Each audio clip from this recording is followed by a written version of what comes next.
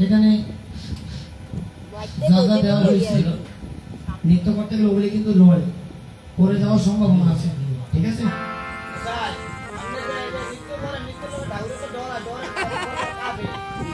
ঠিকই আছে, তাহলে তো হারার সময় তাহলে সিংহাসনে বয়ে বয়ে বসার প্রয়োজন করে কি ঠাকুর তো ভগবান সবসময় তো সিংহাসনে বসে ভোজন করে, হ্যাঁ ওনার সেবার প্রসাদ আমরা গ্রহণ করি।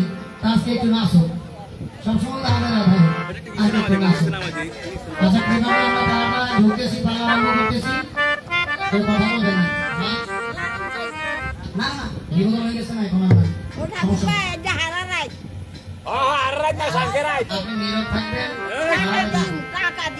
কি জানান দাইজা জ্বালাবি আমারে আচ্ছা যাই হোক ওনার কথায় কেউ কান দেওয়ার প্রয়োজন নাই আমরা পালাটা শুরু করতেছি আপনারা দয়া করে কেউ কোনো কথা বলবেন না আহা মরি মরি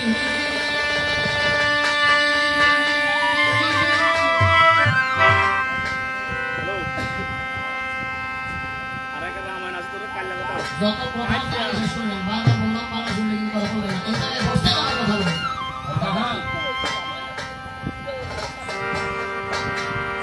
আহা মরি মরি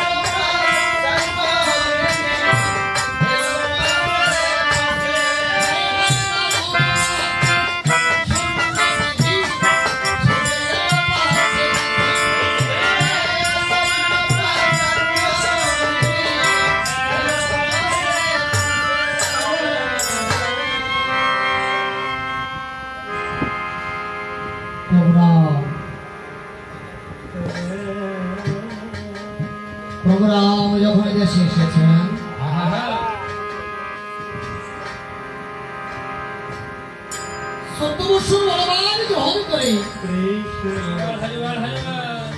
পিতৃ আজ্ঞা পালন করে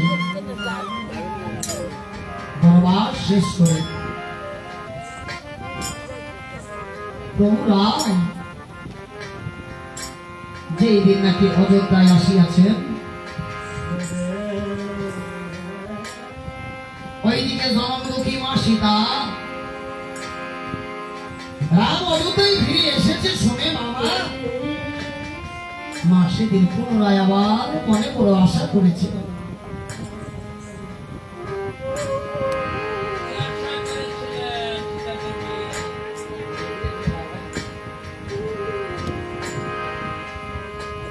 শোনো শোনো মা সীতা মা সেদিন কি আশা করেছিল মামার মনে মনে ভেবেছিলেন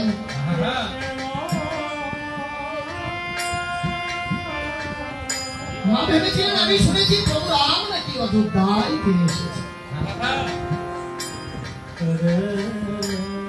আবার শুনেছি প্রভু রামচন্দ্র নাকি পুনরায় আবার অযোধ্যার রাজ্যের রাজা হবে তাই আমার প্রভু রাম দয়াময় সে যদি এই অযোধ্যার রাজ্যের রাজা হয় তাহলে আমি জনমদুখিনী সীতা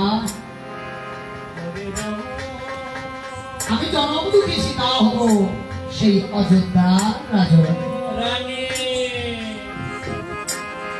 এই দিনে মামা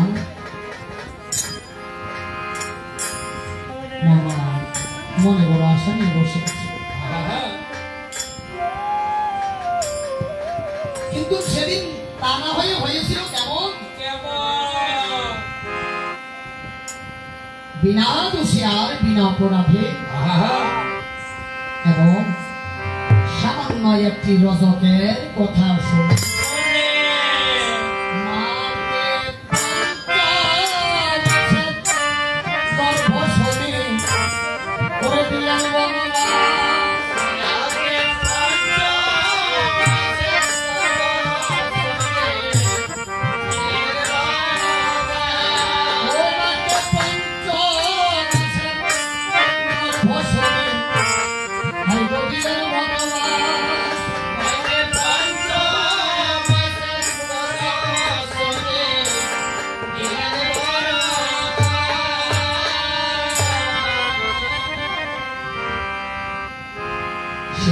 আমাকে একাকী বনবাসী দিয়ে রাম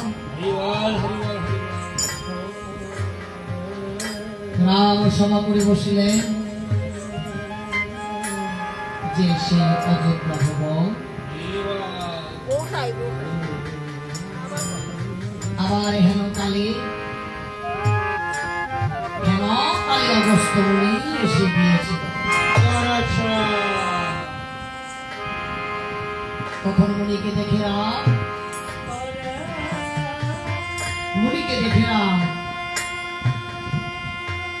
বসিবার জন্য আসন দিয়েছেন সেই রত্নময় সিংহাসন।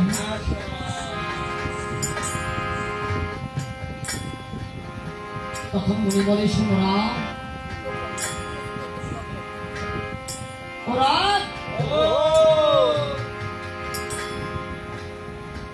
আজ আমার মনে বড় বাসনা করে মনে বড় আশা নিয়ে আমি তোমার এই অযোধ্যায় এসেছিলাম।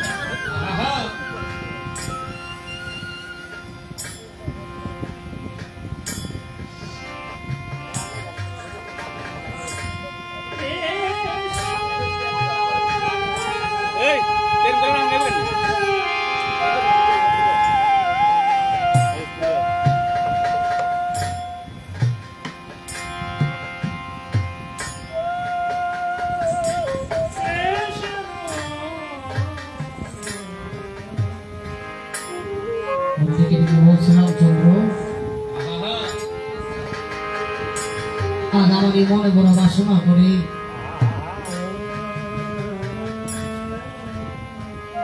আজ আমি তোমার নিকট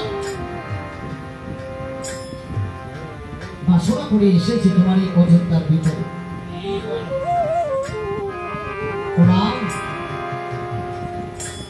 আজ আমি বলি তো কোথায়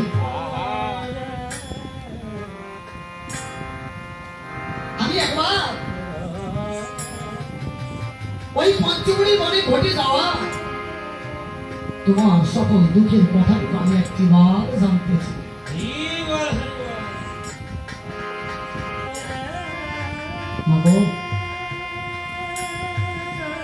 এই জগতে দেখবেন পুরনো কোনো ব্যথা, পুরনো কোনো যন্ত্রণা যদি আবার অনেকদিন পর নতুন করে মনে পড়ে যায়,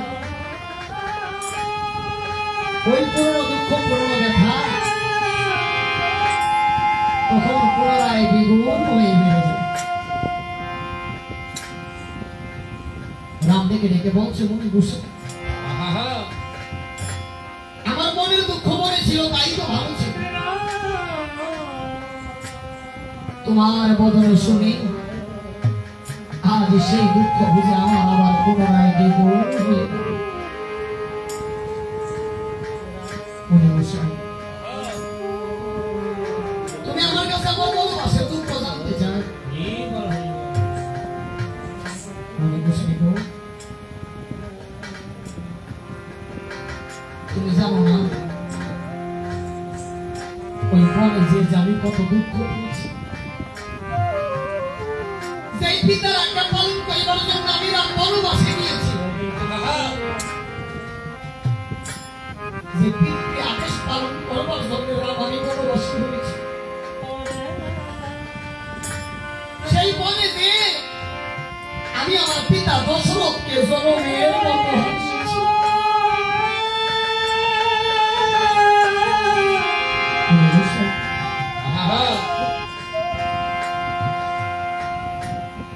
সেই পিতার আদেশ পালন করিবার জন্য আমি পুত্র হয়ে রাম 14 বছর বনবাসী। আমি সেই হতভাগা রাম ওই বনবাসে যে আমি আমার পিতাকে আমি জনমের মতো হারিয়েছি।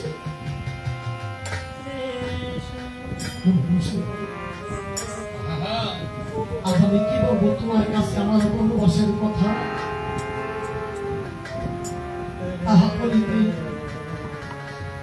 জানো না আমার এই অন্তরে হইতে যাহাতে কিছু পাবো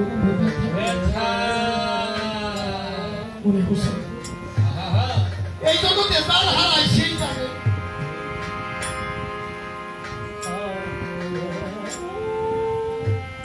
এই জগতে হারানোর ব্যথাটা সবাই বোঝে না।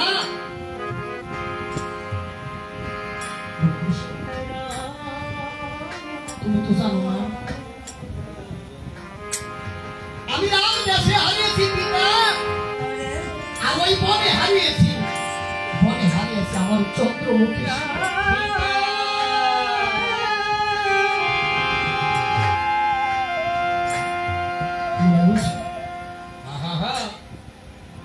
আমি পিতার পুত্র রাম,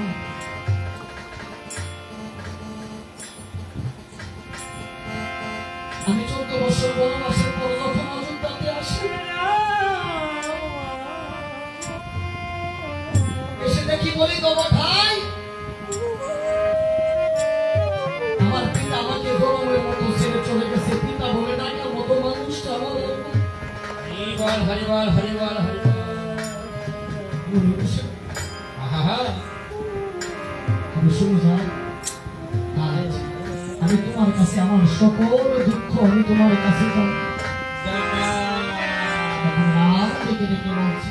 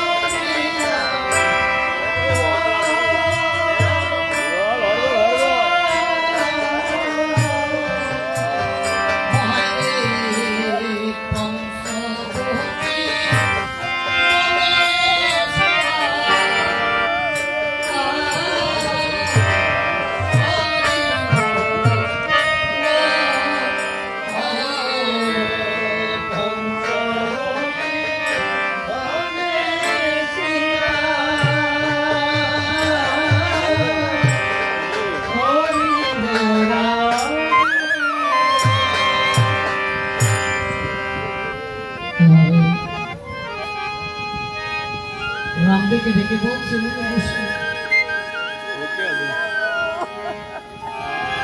আমি বনবাসে দুঃখ পেয়েছি সীতাকে মনে হারিয়েছি তাতে আমার বলতে পারো মনে বসে আমি আমাকে রাম আজ হতে বাবা বাবা বলে আমি কাকে ডাকবো মনে বসে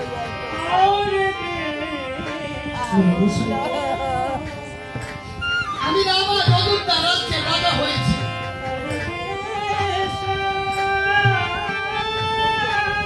আজ আমার কাছে ধন রত্ন স্বর্ণ অলঙ্কার সবকিছু আছে আমি তার রাজ্য খানা আছে আমার কাছে আজ রাম রাজত্ব আছে কিন্তু যার কারণে আমি এই রাজ্য খানা পেলাম আদেশ পালন করিবার জন্য আমি রাম 14 বৎসরের বনবাসী হলাম আমার সেই পিতা দশরথ আমার কাছে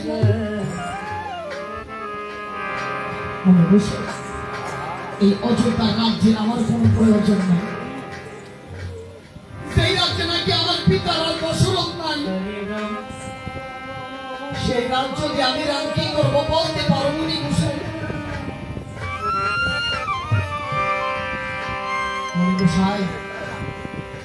তুমি জানো না এই জগতে পিতার অবদান ছাড়া কোনদিন কোন পুত্র জগতে প্রতিষ্ঠিত হইতে পারে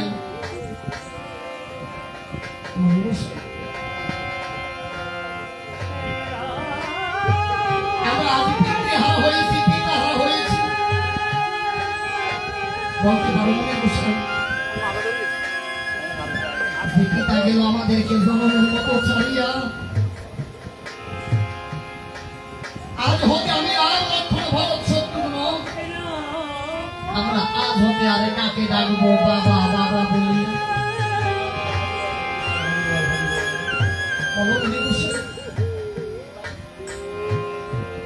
আজ হতে আমরা আরে কাকে ডাকবো বাবা বলি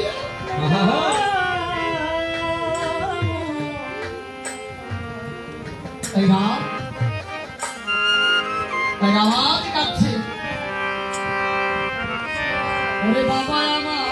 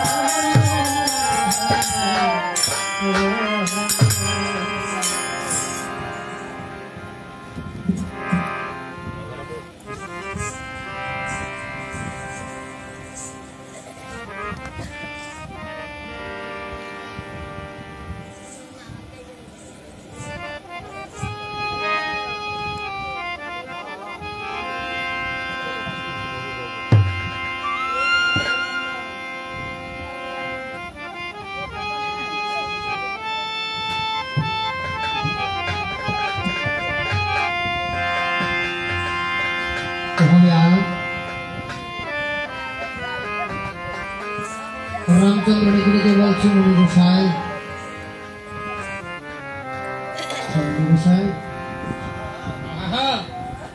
আমি ওই পঞ্চবটির বনে যে আরো কত দুঃখ পেয়েছি, আরো কত যন্ত্রণা পেয়েছি, তা আমি সকল কিছু তোমার কাছে শুনে যাও। ওই পঞ্চবটির বনে যে আমরা কত দুঃখ পেয়েছি, কত যন্ত্রণা পেয়েছি, তা তুমি জানো।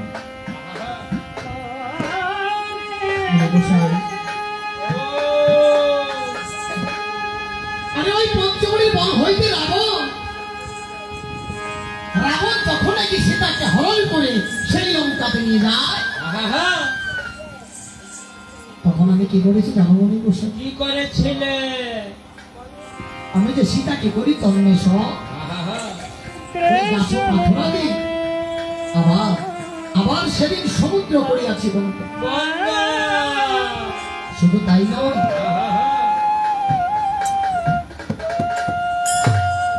শুধু তাই নয়, ঠিক 10 মাস পর্যন্ত যুদ্ধ করেছি আমি সেই রাবণের বিষয়।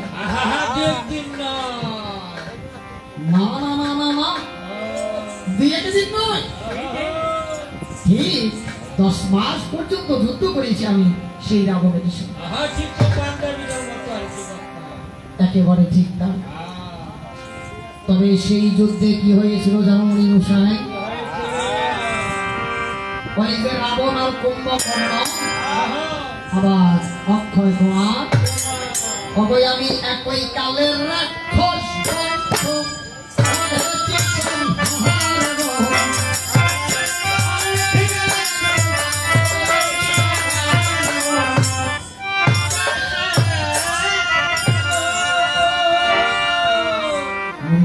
রামচন্দ্র, ও রামচন্দ্র, তুমি কি সত্যই রাবণকে বধ করেছ? সত্যি বধ করেছে। তাহলে তুমি শীঘ্র করে আমার সম্মুখে এখনই তুমি দৌড় হয়ে যাও। কেননা ওরে ব্রহ্মবধির মুখ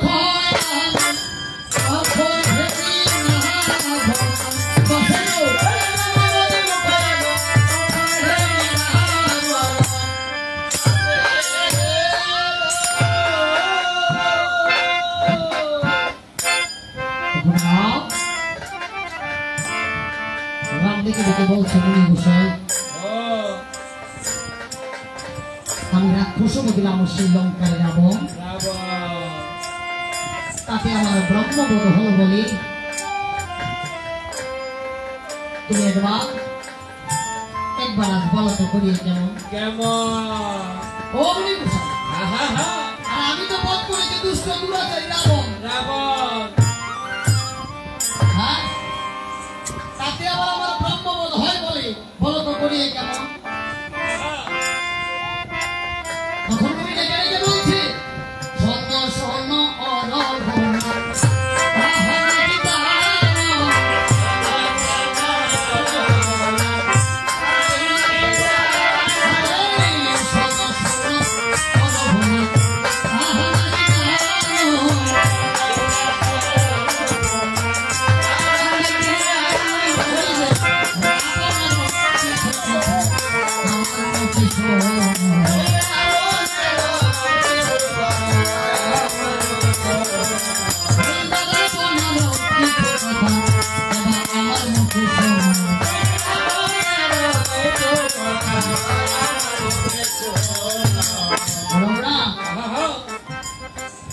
তুমি তো জানো না রাবণ হয়েছে কি জানো?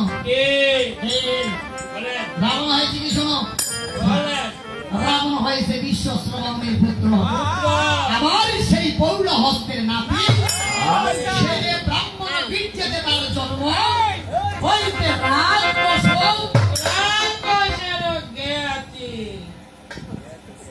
ঠিক আছে নি? বারবার বেশি আপনারা কথা কইেন না, আপনারা কথা কইলে আলিয়া তালি বালি করবেন। রামায়ণে বেশি কইয়া খাও। বেশি ভাষা সাথে তো একটা মামলা হবে। এই রাক্ষসের জ্ঞাতি না কি? আচ্ছা বৈষ্ণব আপনি বলেন, এই রাক্ষসের কি কোনো জ্ঞাতি গোষ্ঠী আছে? হয় গোসাই, রাক্ষসের জ্ঞাতি গোষ্ঠী হয়। কার কাছে? এই সাধু মানুষের যদি জ্ঞাতি গোষ্ঠী ডাক্তার রাক্ষসের ডাক্তার না। এই যে আপনারা আছে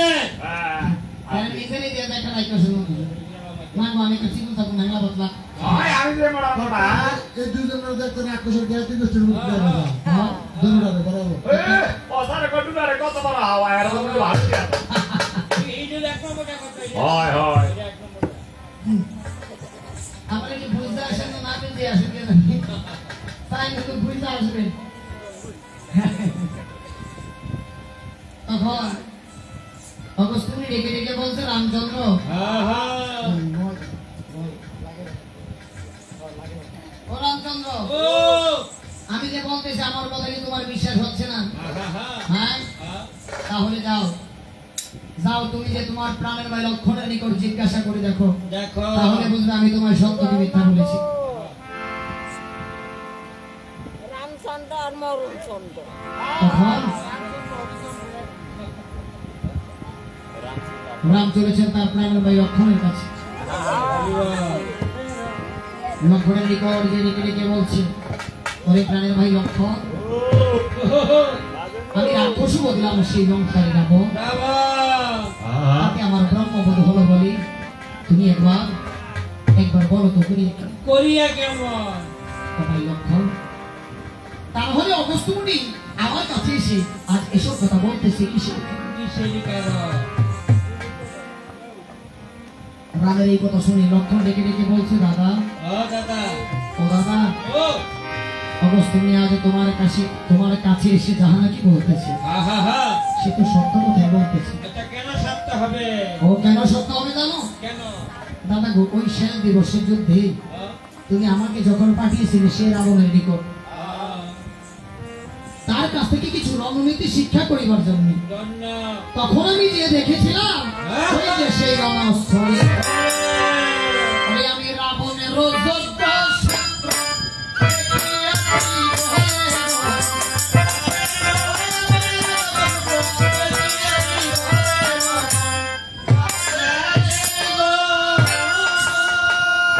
লক্ষণ ডেকে বলছে দাদা ও দাদা অগস্ত্যমুনি তোমার নিকট ঠিকই বলেছে কারণ রাবণ ঠিকই ব্রাহ্মণের সন্তানই হবে দাদা তা না হলে তার বলে যোগ্য সূত্র থাকবে কেন এই কথা শুনে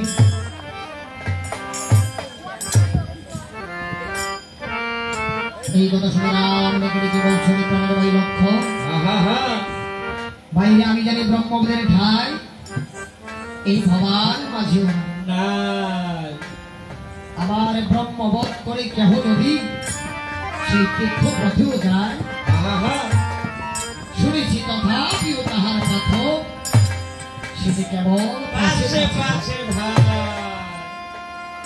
তবে চলো ভাই আজ আমরা একটিবার সেই অগস্ত্যমুনির সাক্ষাৎ যাই এবারে লক্ষণ কি করেছে কেমন এই বলিয়া রামচন্দ্র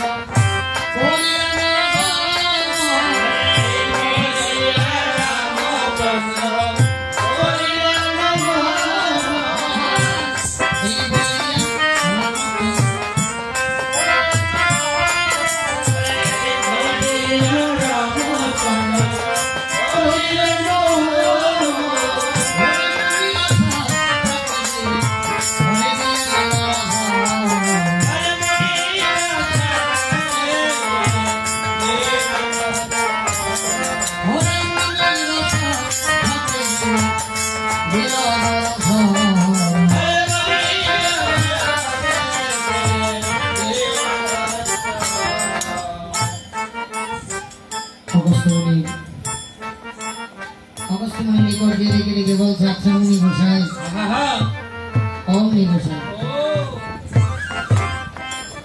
আমরা না জেনে না শুনে যে ব্রহ্ম হত্যা করেছি মুনি গোসাই গো সেই পাপের কি কোনো প্রায়শ্চিত্ত নাই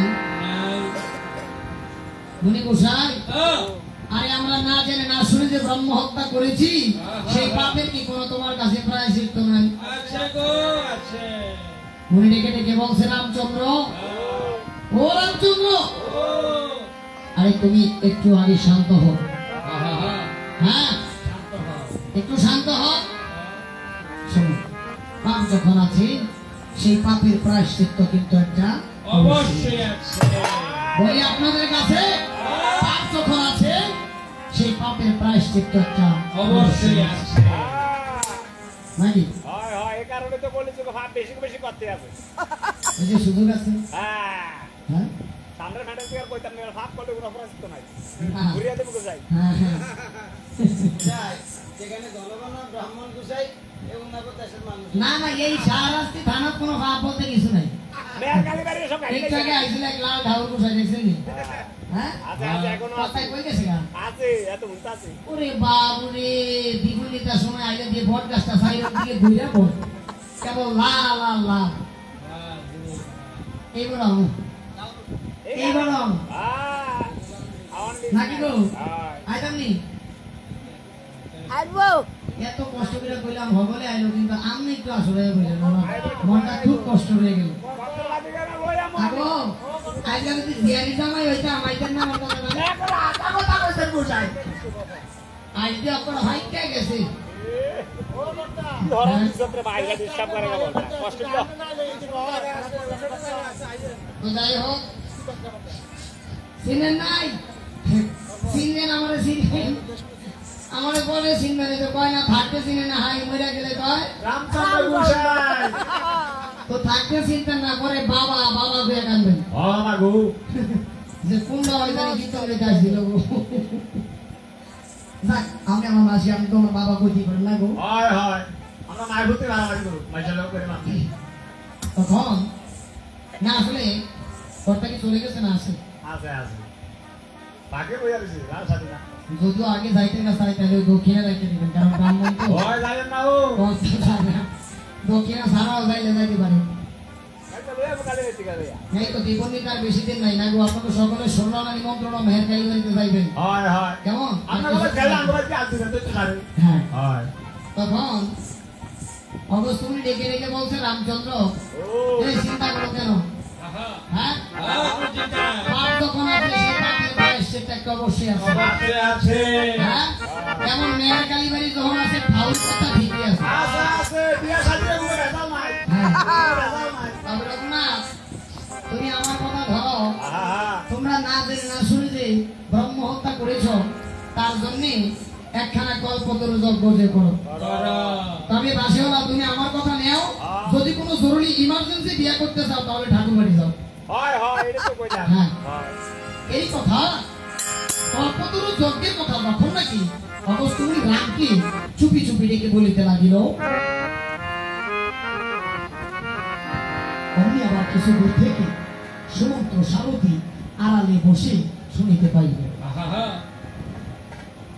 তখন সুমন্ত্র সারথি এসে ডেকে ডেকে বলছে প্রভু গো, ও প্রভু আহা আমি অন্তরে করেছি ধারণা প্রভু গো, এই গল্প দর্শন তুমি কখনো করিও না। করো না। রাম ডেকে বলেছে কেমন ওই বিষয় কি সারথি আহা তুমি কেন আজ আমাকে এমনি ভাবে সে চুপি চুপি নিষেধ করতেছ এই কল্প যজ্ঞ না করিবার জন্য আহা তখন সারথি আমার ডেকে ডেকে বলছে প্রভু প্রভু আমি যে তোমায় কেন নিষেধ করেছি জানো প্রভু আহা তাই বলতেছি শোনো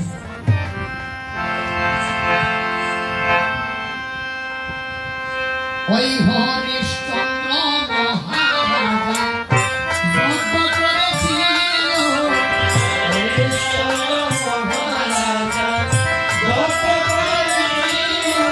ওই যজ্ঞ ফলে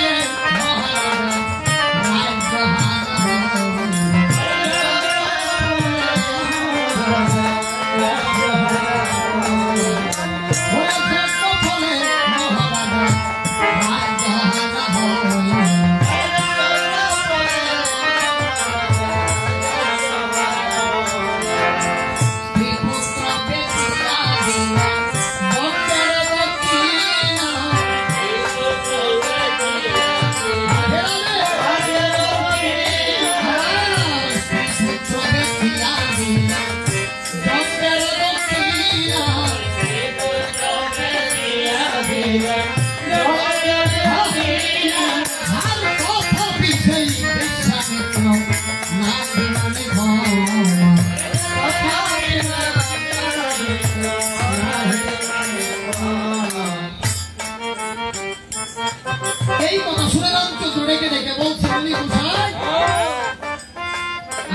আমি করেছি ধারণা এই কল্পদ্রুত আমি রামচন্দ্র কিছুতেই করব না।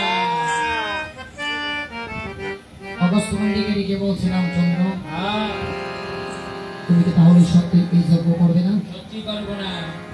অগস্ত্য মুনিকে ডেকে বলছে রামচন্দ্র তাহলে তো আরো কত যজ্ঞ আছে, হ্যাঁ, আজ আমি বলতেছি তব বিদ্যমানী মানে তুমি যে একখানা গোমেদের যজ্ঞ করো সেই অযোধ্যা ভূমনি, তবে করতে হবে কি করতে হবে তবে করতে হবে কি শোনো। বলে। আরে তুমি একটি ধবল বিষয়ে না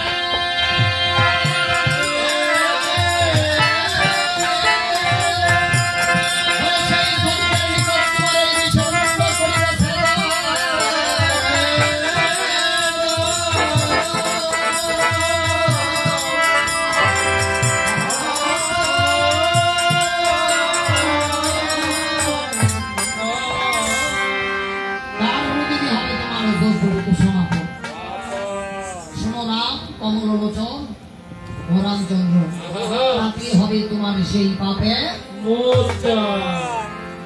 রাম ডেকে ডেকে বলছে মুনি গোসাই আমি তো একবার আগে না জেনে না শুনে করিয়া বসে আছি ব্রহ্মবল। ও এই, এখন তুমি আবার আমাকে পুনরায় করতে বলেছো বলো? ও ঠাকুর আমি বলতেছি তোমারে বলতে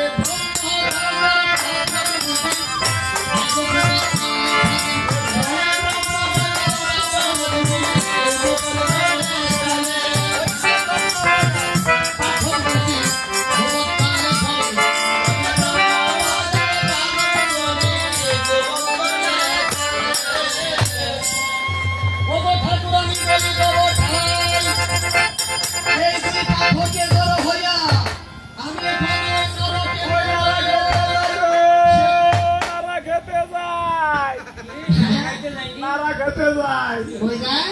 নারা খেতে। কে লাগাইতে যায়? আমি হেই, নারা খাইতে যায় কিসের বলে নারা খেতে যায়? এই কি কইছেন গোসাই? নারা খেতে না তো কি কইছেন? দেখছো কেমনটা লাগে?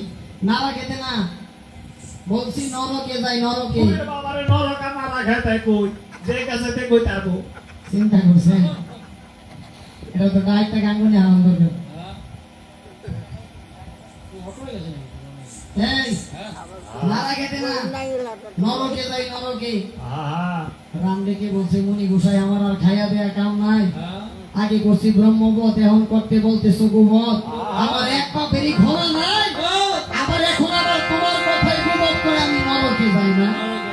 বল মুনি গোসাই এই তোমার এই যোগ্য আমি করতে পারবো না, আহা, যদি অন্য কোনো যোগ্য থাকে তুমি আমাকে বলতে পারো। বলতে পারো।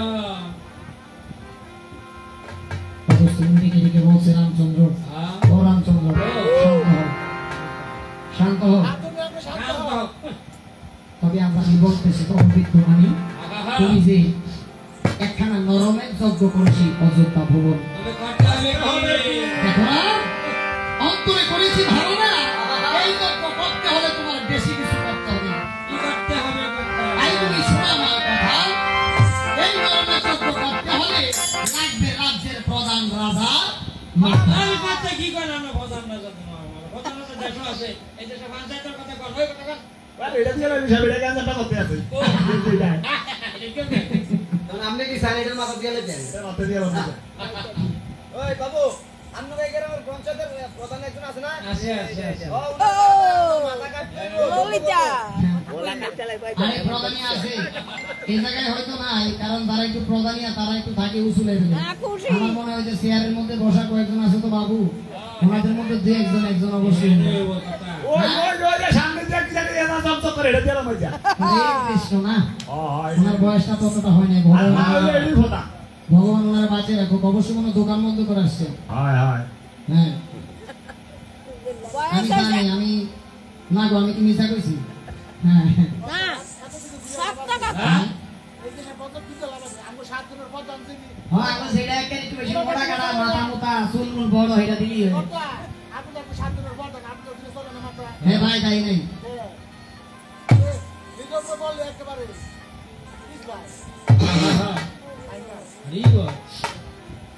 তখন রাম দেখে বলছে মুনি গোসাই ও এই যজ্ঞ আমি করবো না, কারণ বলি তো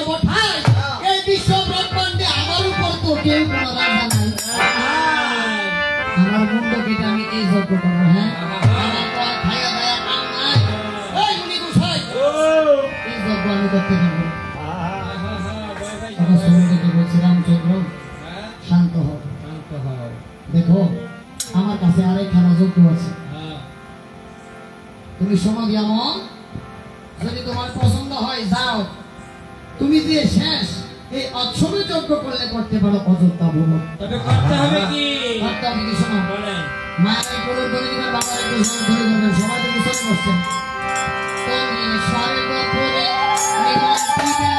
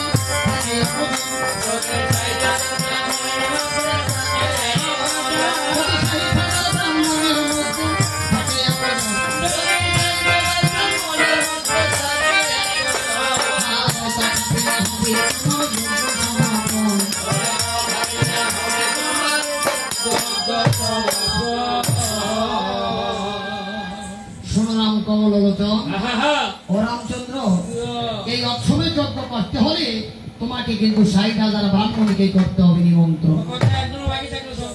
না না, একজনও কিন্তু রাম বাকি থাকলে চলবে না। লক্ষ্মীর বাকি থাকলে সম্ভবনি লক্ষ্মীর মায় এই খবরে খালি লাগাই এখানে কি লক্ষ্মীর মায় আসেনি? আছে এই আছি। উনি লক্ষ্মীর মা তো আজকে আমরা রেহাই নাই। আমি বাবুল ডাক্তার মা, বাবুল ডাক্তার জয় মা। হ্যাঁ, লক্ষ্মীর মাই কেন, লক্ষ্মীর বাহে বাই দেখলো কেমন ঠিক 60,000 ব্রাহ্মণকেই নিমন্ত্রণ করতে হবে। রামদিকে দিকে বলছে মুনি ঠাকুর, ও মুনি ঠাকুর, যদি 60,000 ব্রাহ্মণকে নিমন্ত্রণ করতে হয় আমি করবো। এখানে ভর্তি নাকি 60,000 আছে বৈষ্ণব? হ্যাঁ, সারে কই সারে আমার রামদিক আছে। ওই এরা বানাই লক্ষ্মী, তো লক্ষ্মীর মায় থাকবো না, বিয়ে মাইনি থাকবো না। একজনের চোখের রং দেয়, আরেকজনের চোখের মাসকালা দেয়, কালি দেয়। ভালো ভালো, আপনাদের এখানকার প্রতিমা খুব পছন্দ হয়েছে। হ্যাঁ? এই ভালো নাই, মাঠটা দিয়ে দেবো, চিন্তা করছেন? আপনারা কি টাকা ছাড়া গান গাবেন নি? মাঠ দিদি যে গান গাও টাকা ছাড়া গাও, তখন প্রতিমা দিব না। যে প্রতিমা চাইছি ওই একটা দাম 2,000, গালা কি 2,000 করে এনে মানুষ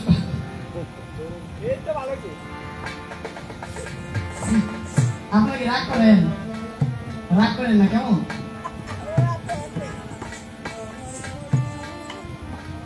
তখন রাম ডেকে ডেকে বলছে মুনি গোসাই,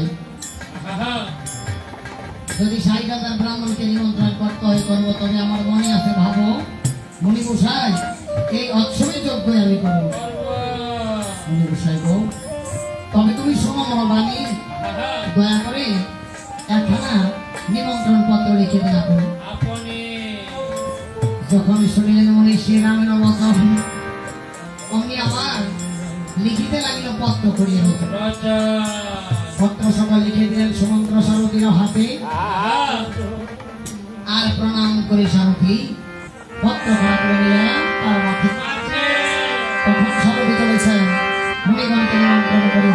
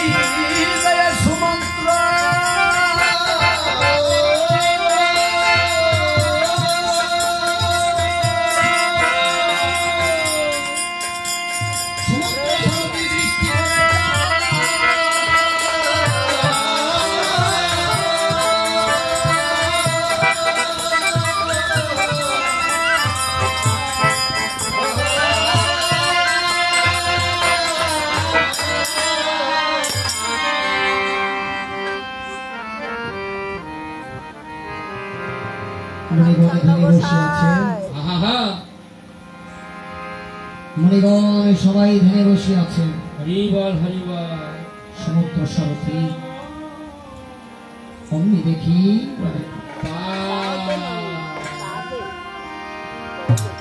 মণিকে ধ্যান মগ্ন দেখে সারথি আমার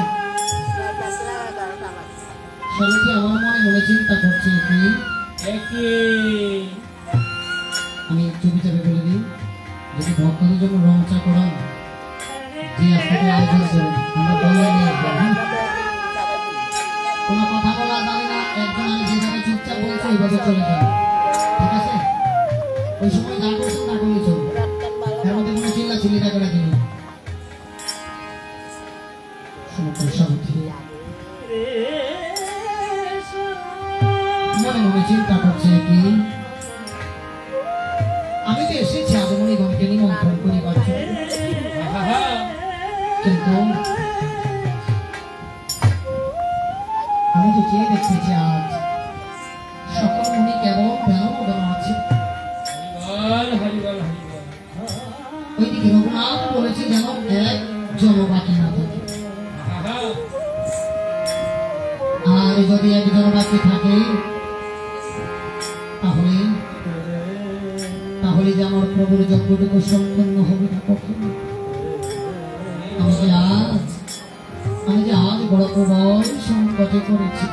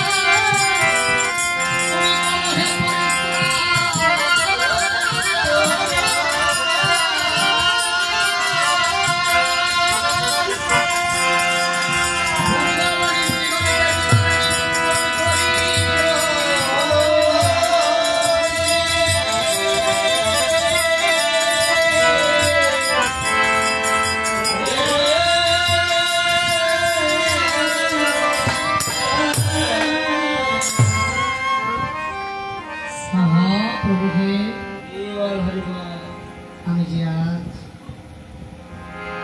আর কোনো উপায় দেখি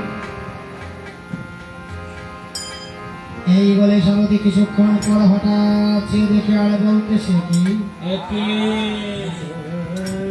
তাহলে আমি কি ভ্রান্ত হয়ে গিয়েছি? আমি কি ভ্রান্ত হয়ে গিয়েছি? তবে আজ আমি একটি কাজ করে দেখব। কি কাজ জানো? আমার প্রভুর নিমন্ত্রণ পত্রখানা আজ আমি একবার আমার সম্মুখে রেখে আমি একবার উচ্চ স্বরে আমার বদন আজ আমি একবার জনমের মতো মধুর রাম নামের ধ্বনি করে দেব। একবার জনমের মতো মধুর রাম নামের ধ্বনি করে দেখবো মণিগণের তাদের ধ্যান ভঙ্গ হয় কিনা।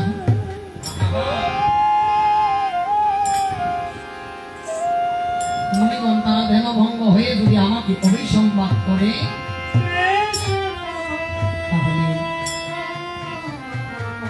তাহলে যে রামের পত্র সকল পড়া যাবে। রাম নামের কলঙ্ক কারণ কারণ আমাদের কার্য হয়েছে রামের, আর আমি হয়েছে তার একজন উপলক্ষ মাত্র। আজ তো কার্য হয়েছে রামের,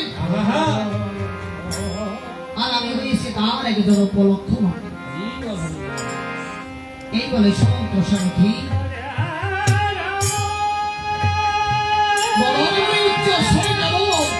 মধুর রাম জয় গাইতে লাগিল। তাতে কি হলো? ওই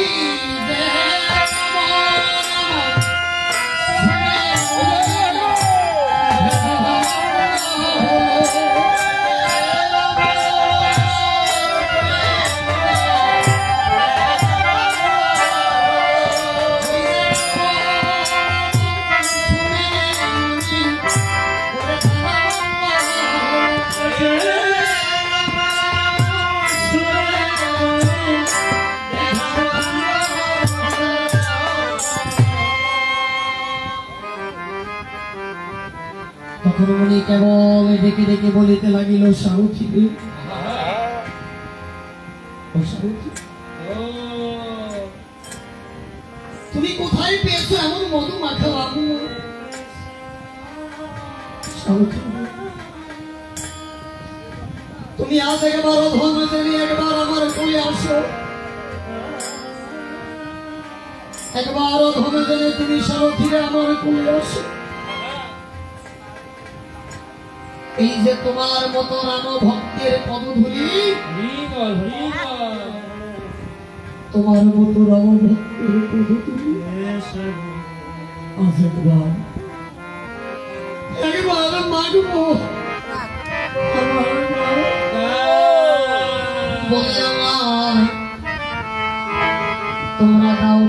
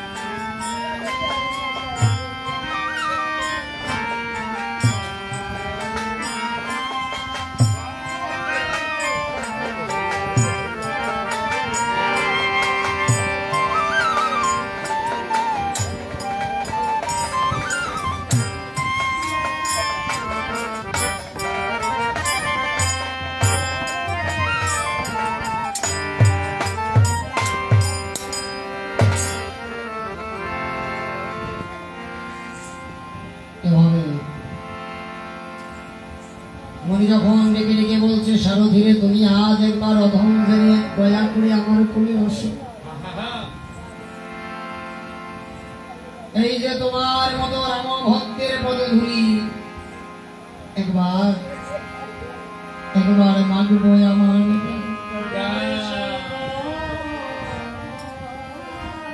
সারথি ডেকে ডেকে বলছে, মুনি গোসাই একই কথা বলেছো মুনি গোসাই, আমি তোমার কোলে যাবো সত্য মুনি গোসাই।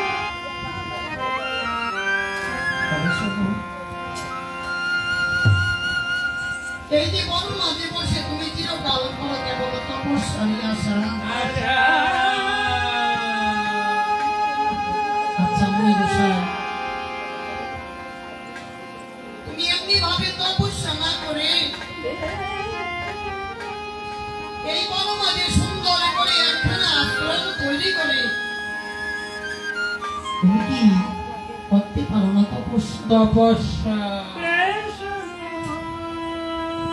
এই কথা সারথি যখন মুনিকে ডাকিয়া বলি, ওইদিকে অবাকা মুনি ভাসিয়া যায়, অমনি তার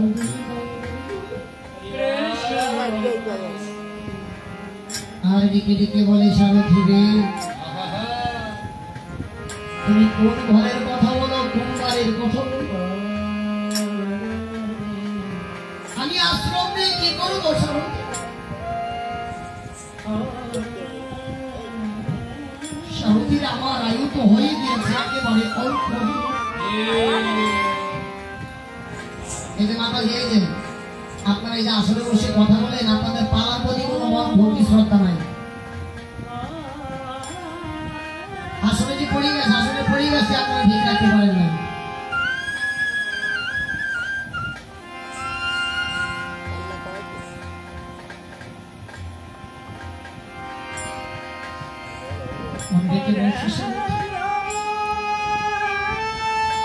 আমার তো আয়ু হয়ে গিয়েছে,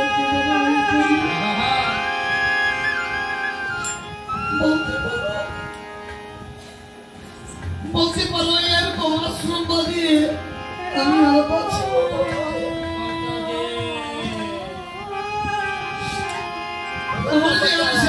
বেশি দিন বাকি নেই। আমি কবে জানি মরে যাই,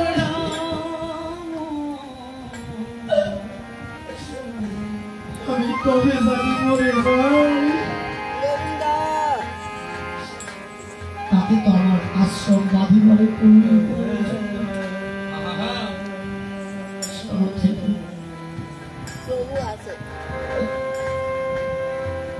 আমাকে দেখে দিলে পৃথিবীর মায়া ত্যাগ করে আমার আত্মীয় স্বজন আপনজন পাড়া প্রতিবেশী মানুষ সকলকে ছেড়ে একদিন যে আমাকে জনমের মতো চলে যেতে সোনার ঘাট কলঙ্ক রেখে আমাকে যে জনমের মতো চলে যেতে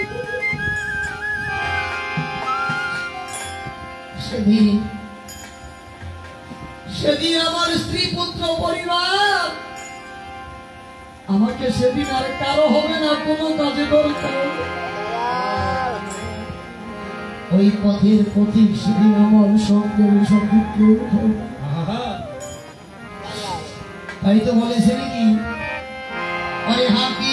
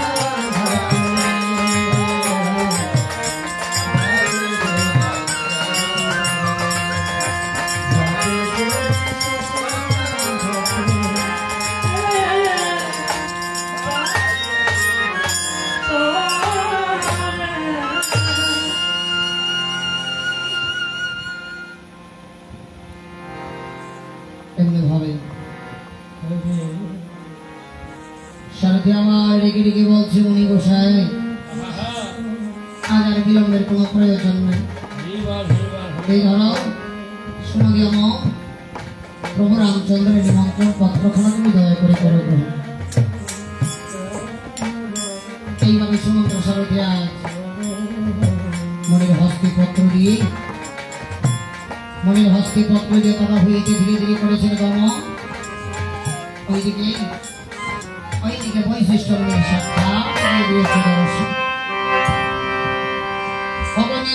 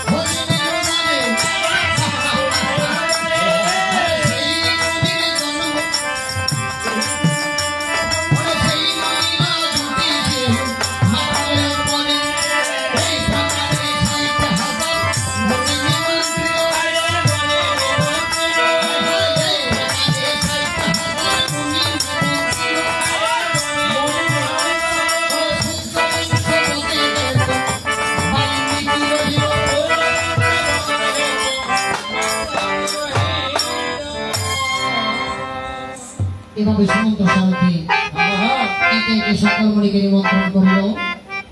আর ভুলক্রমে কেবল মাগনি খানি বাকি রহিল। এইভাবে সকল মণিকে নিমন্ত্রণ করে সুমন্ত সারথী এসে অযোধ্যার ব্রহ্মমন্ডল এসে শ্রীরামপদে নইলেন মাথা, কৃষ্ণ হস্ত দিয়ে